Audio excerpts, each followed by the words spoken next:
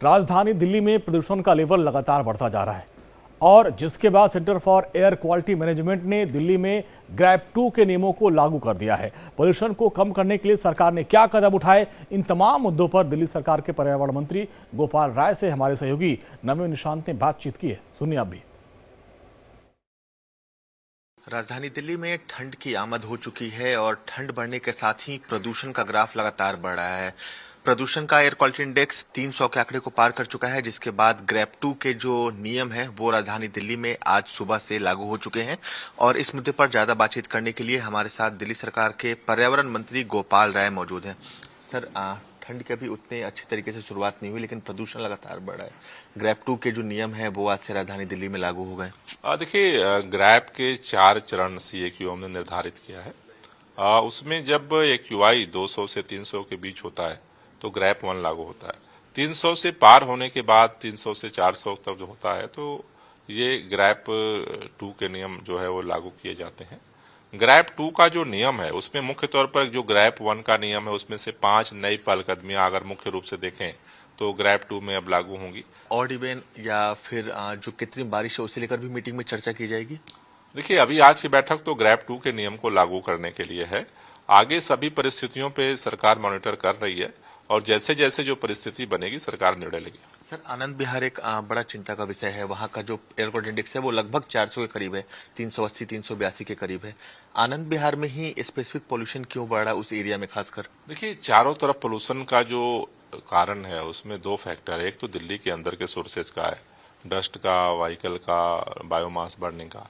लेकिन जितना दिल्ली के सोर्सेज का है उससे ज्यादा दिल्ली के चारों तरफ NCR से पोल्यूशन का जो है इम्पैक्ट दिल्ली पे पड़ता है। सर, पराली का इस बार क्या अपडेट है? आपके पास इमेजेस आती हैं। पंजाब, हरियाणा, यूपी की क्या स्थिति है सर पराली को लेके? देखिए, अभी तो पंजाब के अंदर लगातार जलने की घटनाएं कम हो रही हैं, लेकिन ये आश्चर्यजनक है कि उत्तर प्रदेश और हरियाणा में लगातार भाजपा की सरकारें हैं और पराली जलने की घटनाएं बढ़ रही हैं। मेरा कहना है भारतीय जनता पार्टी के नेताओं से काम करने से पोल्यूशन कम होता है, नारे लगाने से नहीं। बिल्कुल, शुक्रिया बात करने के लिए। अपने कैमरा सहयोगी कमल के साथ नवीन निशांत, इंडिया डेली, दिल्ली। वहीं दिल्ली में विधानसभा चुनाव के लिए आम आदमी पार्टी ने तैयारियां तेज कर दी हैं। आम आदमी पार्टी के बड़े नेता अलग अलग इलाकों में जाते हैं, पदयात्रा कर रहे हैं। पूर्वी दिल्ली में कृष्णनगर विधानसभा में दिल्ली के पूर्व उप मुख्यमंत्री सिसोदिया ने पदयात्रा की और इस दौरान सिसोदिया ने कहा कि दिल्ली की जनता का बहुत अच्छा रिस्पांस मिल रहा है और आने वाले विधानसभा चुनाव में आम आदमी पार्टी की जीत होगी। और इस मामले को लेकर हमारे संवाददाता ग्राउंड जीरो पर पहुंचे नवीन निशांत ने उनसे बातचीत की। दिल्ली के कृष्णनगर विधानसभा में इस वक्त मौजूद है, जहां दिल्ली के पूर्व उप मुख्यमंत्री मनीष सिसोदिया की पदयात्रा चल रही है। तस्वीरें दिखा दे। मनीष सिसोदिया उप मुख्यमंत्री पदयात्रा कर रहे हैं। सर, लोगों का कैसा रिस्पांस मिल रहा है? क्या कुछ रुझान लोगों का है? खुश हैं लोग, प्यार जता रहे हैं। लोग कह रहे हैं कि अच्छा हो गया। लोग जान रहे हैं कि बीजेपी ने उनके काम रोकने के लिए ही केजरीवाल जी को जेल में डाला था और अब केजरीवाल जी आ गए हैं तो काम होने लगे हैं। लोग ये भी कह रहे हैं। सर, जब से आप बाहर आए हैं लगातार पदयात्रा कर रहे हैं, रुझान कैसा है लोगों का? रुझान देखिए, लोग अब इस बात को समझ गए हैं। शुरू में जब आया था तो लोग परेशान थे तो इनके काम रुक गए थे कुछ, लेकिन अब जब 2 महीने हो गए मुझे आए हुए, केजरीवाल जी को भी लगभग 1 महीने से ज्यादा हो गया, तो अब लोग कह रहे हैं कि केजरीवाल जी के आते ही काम होने लगे। इसका मतलब बीजेपी काम रुकवा रही थी। लोगों को भी समझ में आ रहा है बीजेपी ने काम रुकवाने के लिए केजरीवाल जी को जेल में डाला था और केजरीवाल जी बाहर आते ही काम होने लगे। एक सवाल महिला आयोग से रहेगा। महिला आयोग में लगभग 230 कर्मचारियों को निकाल दिया गया है। महिला आयोग में ताला बंद है आज। बीजेपी की यही प्रॉब्लम है, नौकरियां दे नहीं सकती, नौकरियों से हटाती है लोगों को, नौकरियां छीनती है लोगों की। अपने कैमरा सहयोगी कमल के साथ नवीन निशांत, इंडिया डेली, दिल्ली।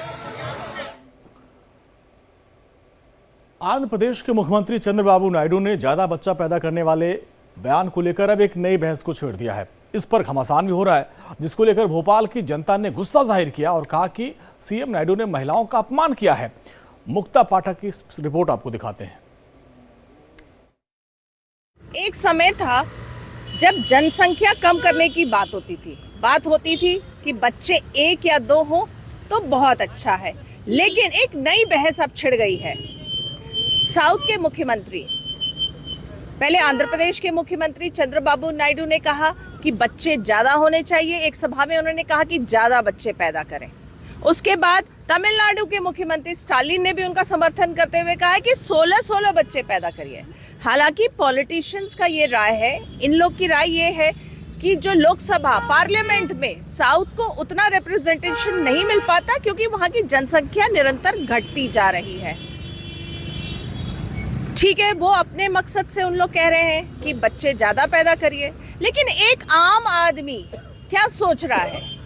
क्या बच्चे ज्यादा पैदा करने चाहिए, 2 से ज्यादा करना चाहिए?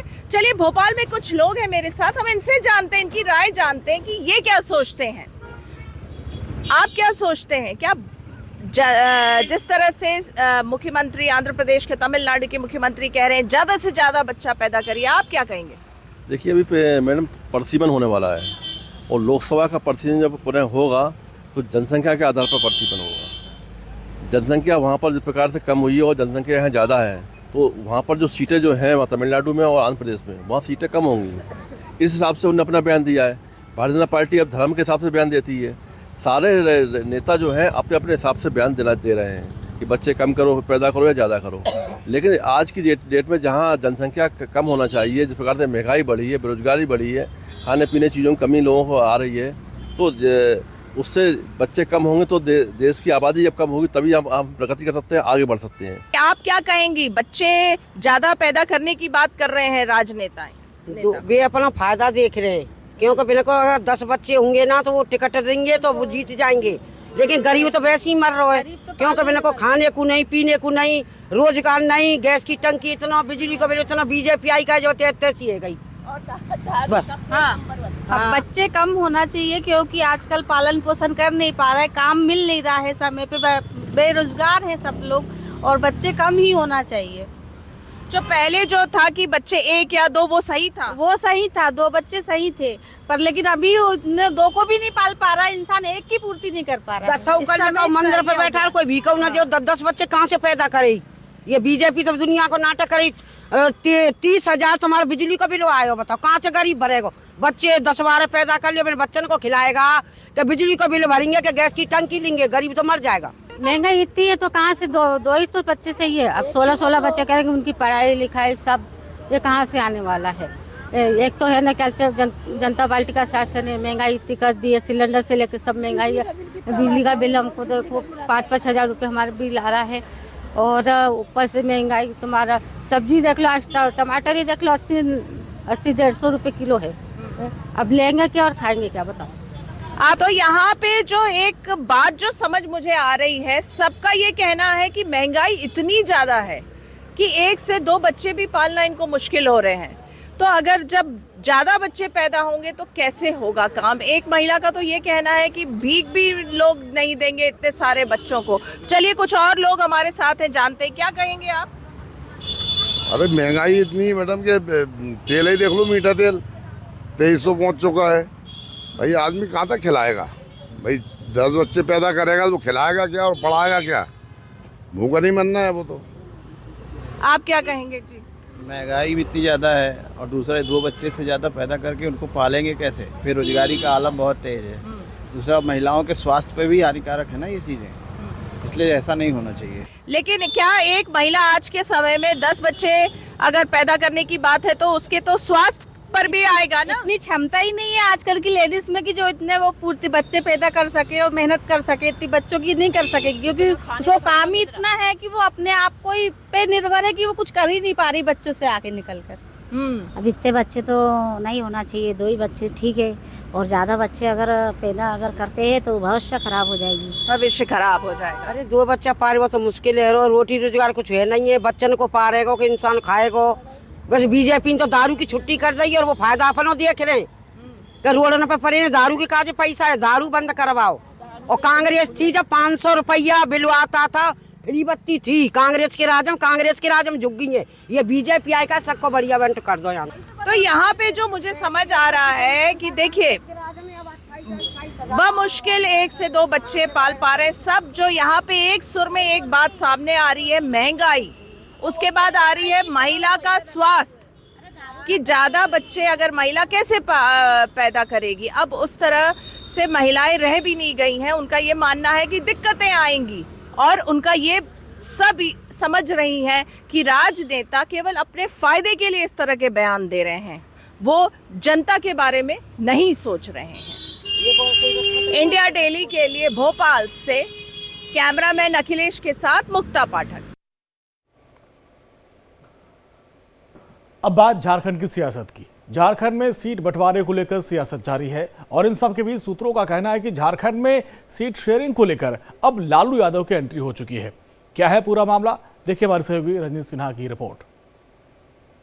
तो अब लालू प्रसाद यादव की हो गई है एंट्री। जी हां, झारखंड में इंडी अलायंस में खासकर झारखंड मुक्ति मोर्चा, आरजेडी और कांग्रेस के बीच सीटों पर सहमति नहीं बन पा रही है और नतीजा ये कि अब लालू प्रसाद यादव को इंटरवीन करना पड़ा है। खबर हमारे पास ये है कि लालू प्रसाद यादव ने हेमंत सोरेन और तेजस्वी यादव से एक साथ कॉन्फ्रेंस पर बात की है, यानी तेजस्वी यादव और लालू यादव की बात, और उसमें कॉन्फ्रेंस पर हेमंत सोरेन को रखा गया।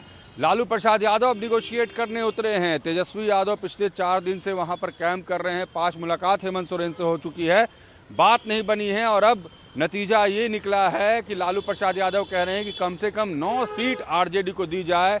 हेमंत सोरेन अब भी अड़े हुए हैं कि हम 4 से 5 सीट आपको दे सकते हैं और 2 सीट भाकपा माले को 7 सीट दिया जा सकता है, जबकि भाकपा माले अलग से 5 सीट मांग रही है और 18 सीट से घटकर आरजेडी 9 सीट तक आ पहुंची है। लेकिन अभी भी बात नहीं बनी है। लालू प्रसाद यादव की कोशिश है कि गठबंधन न टूटे, क्योंकि अगर गठबंधन टूटता है तो ठीक रहा, तेजस्वी यादव और लालू प्रसाद यादव के सिर कांग्रेस फोड़ देगी और कांग्रेस इन सब से खुद को अलग रख रही है। लालू प्रसाद यादव के कांग्रेस से अच्छे संबंध रहे हैं, मगर इन सब के बावजूद कांग्रेस अब इस पूरे मसले में पड़ना नहीं चाह रही है और लालू प्रसाद यादव ने अब कमान संभाला है। देखना है कि क्या लालू प्रसाद यादव बचा पाएंगे इस गठबंधन को, कितनी सीटों पर होगा समझौता।